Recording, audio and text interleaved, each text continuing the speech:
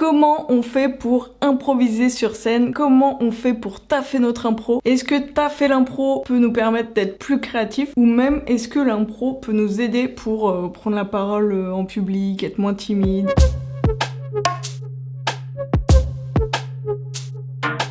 Il y en a peut-être qui ont suivi, mais j'ai participé au concours de rap End of the Week il y a quelques temps maintenant. J'ai passé toutes les étapes de présélection pour la finale. En gros, toutes les étapes se passent sur Instagram, quart de finale, demi-finale, finale. Et si tu gagnes la dernière étape, tu te retrouves sur scène à participer au End of the Week, le gros concours d'improvisation rap. Moi, j'ai passé toutes les étapes sur Insta et j'ai perdu juste avant la dernière étape, celle où tu te retrouves sur scène à improviser devant un public. Et heureusement que j'ai pas été prise. Faut pas que je dise ça. Moi, il me faut des deadlines. Donc non, j'ai jamais trop bossé l'improvisation. Mais si j'avais été prise, bien sûr que j'aurais charbonné sa mère pour gérer mon impro et surtout pas m'afficher sur scène. Du coup, je me suis dit, waouh!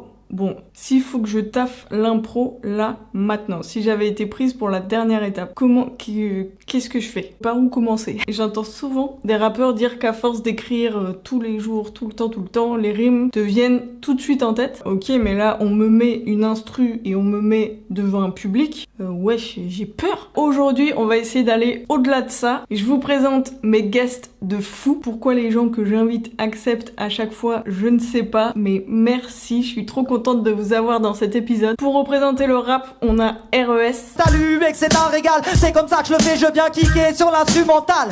Eh, mec, je lâche des merveilles. Depuis le temps que je suis dans le rap, je te jure, j'ai pris de la bouteille. Oui, j'ai pris de la bouteille en improvisation et on me dit RES, des fois tu pousses un peu le bouchon. Pour le beatbox, on a Monsieur Decoy.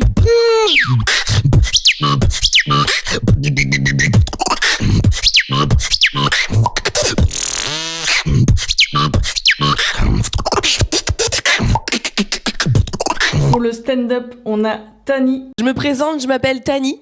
Tani, ça s'écrit T-A-H-N-E-E. C'est un prénom d'origine indienne et ça veut dire arrêter de toucher les cheveux des personnes noires en indien. C'est assez fou, c'est... Ouais. Et pour représenter la danse, on a Pocahontas Style.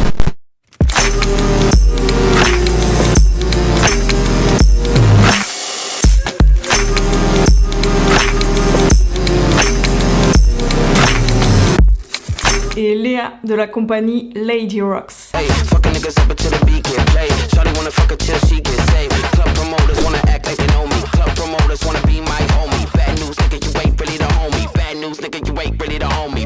Alors déjà, pour commencer, c'est quoi l'impro ?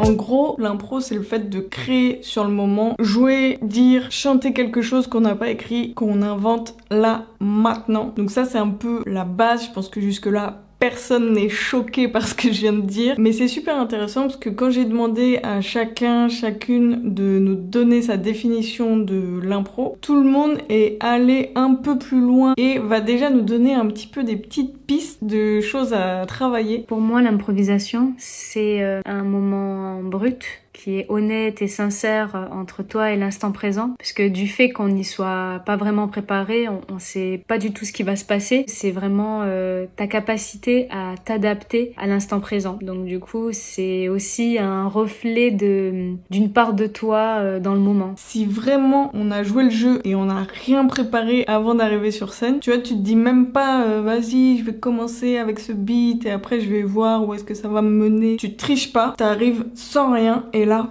poum, c'est ce qui sort de toi. Vraiment, naturellement. Et comment on arrive à faire ça? En lâchant totalement prise, c'est ce que nous dit Léa. Alors pour moi, l'improvisation, c'est l'art de se laisser aller, l'art de lâcher prise. En tout cas, je parle dans la danse, dans ma discipline. C'est aussi l'art d'être à l'écoute de ce qui se passe autour de toi pour t'en inspirer, t'en imprégner et le faire ressortir. Et c'est l'art également de laisser ses sentiments t'envahir pour les ressortir dans la danse, dans le mouvement. Pour moi, l'improvisation, c'est tout ça. C'est l'art d'exceller sur un moment T, un moment non calculé, un moment non prémédité et de lâcher prise.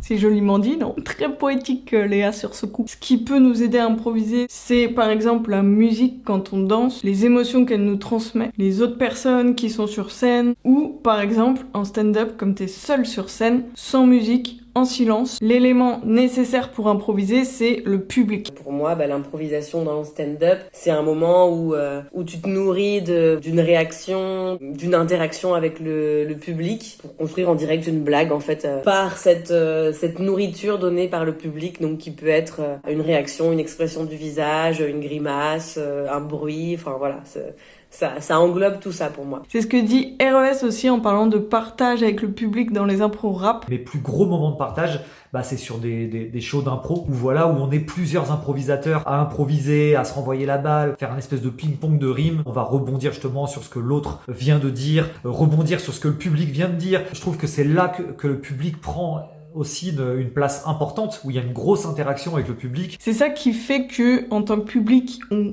kiffe les impros. C'est parce que d'une part, on sait qu'on est en train de vivre un moment unique, et en plus, on a l'impression qu'on fait un peu partie du show. Après, faut aussi savoir improviser. N'importe qui peut faire une impro nulle. Donc, qu'est-ce qui fait qu'on improvise bien, que l'impro est cool? I think improvisation is just the ability to let your creativity flow in the moment. For me, when I'm doing like a beat in a battle, the way that I transition into the next beat, I don't even know what next beat I'm gonna do yet. So that decision has to be made right in that moment. And what I transition to, I have many options to choose from, but only one choice gets made in the end, right? So the ability to make that really good choice in the moment really fast shows a high level of improvisation. Donc comment on fait maintenant concrètement pour créer de bonnes impros? Est-ce qu'il y a des choses qui peuvent nous inspirer? Comment ça marche?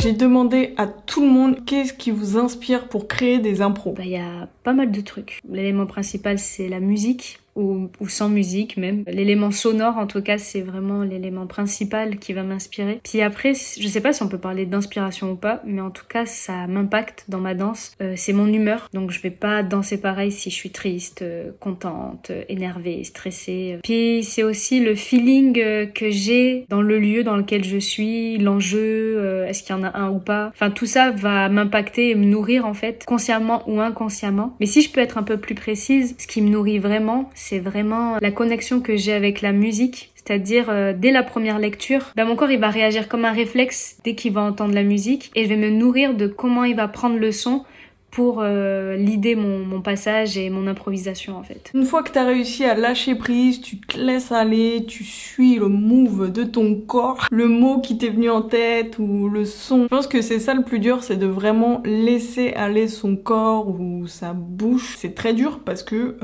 t'as peur de faire de la grosse merde devant une foule de spectateurs qui te jugent, mais c'est normal. Toute seule devant du monde à improviser, pour moi ça ressemble à un cauchemar. Et on sait que c'est comme après une embrouille, le soir t'es jamais content de toi et tu te dis putain, mais c'est ça que j'aurais dû lui répondre. Donc voilà, tu te calmes, tu respires, tu t'écoutes, mais t'écoutes aussi ce qui se passe autour de toi pour t'inspirer. Si je dois monter sur scène pour un show d'impro, je dois faire une impro là dans 2-3 minutes, je dois monter sur scène, je vais essayer de vraiment me nourrir de ce qui se passe avant. Le mec avant, je sais pas moi, il a pris sa bouteille d'eau, il l'a acheté, il a touché quelqu'un sans faire exprès sur le public et tout. Je vais monter sur scène, avec ça en tête, je vais essayer d'en faire une punchline. Après, ça va être aussi le décor aussi. C'est-à-dire que je vais me servir de ce qui est autour de moi, de ce qui est autour de la scène. Si on est en plein air, s'il y a quelque chose dans le décor qui peut se servir mon impro, un avion qui passe, qui fait du bruit, quelque chose. Voilà, je vais me servir de tous ces éléments-là, en fait. C'est ça souvent qui fait que l'impro, elle paraît folle. En impro rap, on n'est pas forcément sur la technicité, du flow, du vocabulaire. C'est pas ça qu'on cherche, c'est plus la capacité du rappeur ou de la rappeuse à jouer sur ce qui est en train de se passer. Quand on est face à ça, on sait qu'il n'y a pas de triche, c'est pas écrit, et du coup ça crée un effet fort sur le public, un gros effet de surprise. Donc voilà, tout ça c'est des idées qui peuvent nous inspirer pour nourrir notre impro. Mais maintenant, concrètement, comment je peux taffer l'impro pour passer le cap d'improviser sur scène devant des gens?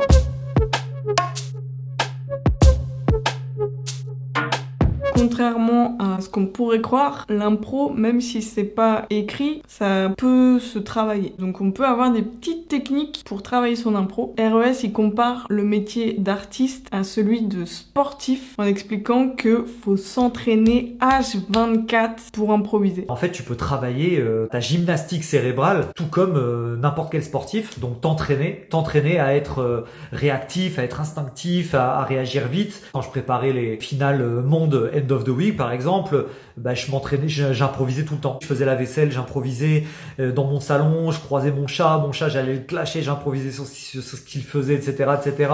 J'écoutais la radio dans ma voiture, je répondais au mec à ce qu'il disait, aux informations. Moi, je me surprenais moi-même à aller, par exemple, faire les courses et je chopais un paquet de pâtes, une courgette, je faisais un truc et dans ma tête, en fait, j'avais pas prévu d'improviser, mais ma tête improvisait toute seule. Mon cerveau, il était tellement entraîné à ça que c'était une machine, il partait tout seul en vrai. C'est ce que dit Decoy aussi par rapport au beatbox et il ajoute quelque chose en plus qui est très intéressant. Beatbox as much as you can. The more you do it, the more your brain will be able to tell what flows you like, and then when you're in a freestyle setting, you're going to be able to jump between those flows more clear. So that's one. Number two, I'd practice with music sometimes as well.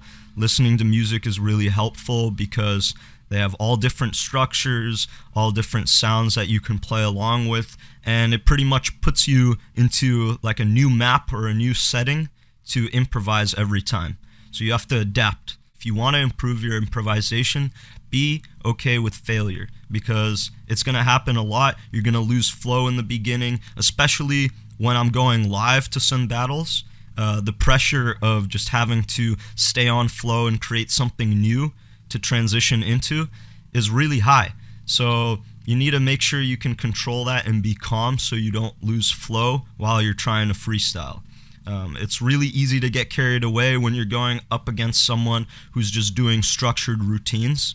So stay calm and I'm sure you'll do great. Faut évidemment beatboxer le plus possible et faut aussi essayer de se challenger un petit peu en osant tester des nouvelles choses. Et pour ça, faut surtout se dire que les erreurs, c'est ok. Plus tu testeras, moins t'auras peur et plus ça marchera. Une impro ratée, ça arrive, surtout au début. C'est ça aussi qui fait que les impros marchent, c'est que c'est un peu des moments magiques. Voilà, faut être ok avec le fait de s'afficher un peu au début pour dépasser le truc, quoi. Je dirais que l'improvisation, ça se travaille tous les jours. Pour y arriver, faut se mettre dans différents cas de figure. Je parle en tout cas dans mon cas de figure qui est la danse. C'est mettre différents styles de musique, se laisser aller, même si c'est pour faire un passage d'1 minute, 2 minutes, 3 minutes, peut-être même 1 heure, mais en tout cas c'est trouver une musique qui nous emporte. En fait, pour moi, la danse, je pense que c'est ce qui représente le plus le lâcher prise. Je trouve que le fait de faire des trucs avec son corps devant des gens, c'est vraiment ce qu'il y a de plus dur. C'est vraiment très différent du rap ou du beatbox. C'est pour ça que je voulais vraiment inviter des danseuses dans cette vidéo. Laisser aller son corps, je trouve que c'est vraiment pire que laisser aller des mots ou des sons avec sa bouche. Et c'est pour ça que je pense qu'une fois que t'as réussi le step de laisser aller ton corps sans te juger, je pense que ça doit beaucoup aider pour le lâcher prise en général. Et justement, faut pas se juger et pour ça, Tani nous explique comment faire. Quel conseil je peux donner pour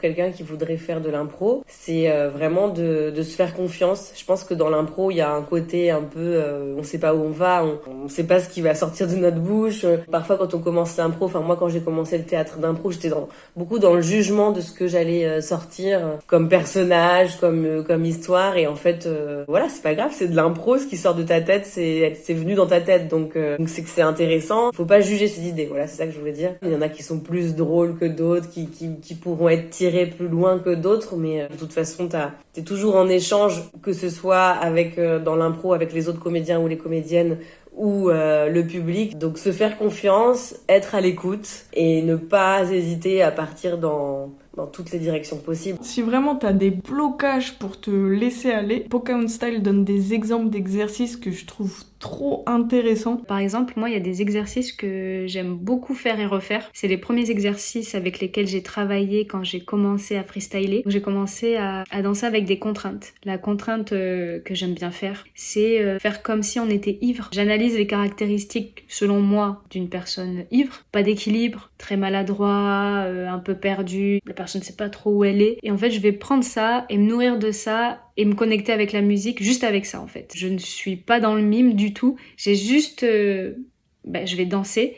mais en même temps je sais que je garde ces caractéristiques en tête. J'aime bien par exemple aussi faire dans la contrainte d'espace, me dire je ne sais pas, par exemple je suis dans un labyrinthe, je suis dans une sphère, dans une petite boîte ou une grande boîte, est-ce qu'elle se rétrécit ou pas, j'essaie de vraiment me créer des situations en fait. Par exemple aussi il y en a un que j'aime beaucoup, c'est faire comme si j'étais une funambule. Donc je vais m'imaginer vraiment ce fil dans la longueur, dans le vide. Et pareil, je vais analyser les caractéristiques selon moi que je peux prendre d'une funambule. Donc c'est ce manque d'équilibre, mais tout dans le contrôle. Comment se rattraper malgré tout, des astuces pour tenir l'équilibre, montrer ou pas si je suis dans le vide. En fait, je vais me créer un personnage sur l'instant T. Être trop libre, c'est parfois ça qui bloque notre inspi. Le fait de se mettre des contraintes, ça aide pour créer. C'est comme quand tu dois écrire un texte mais que t'as pas de thème, c'est beaucoup plus dur.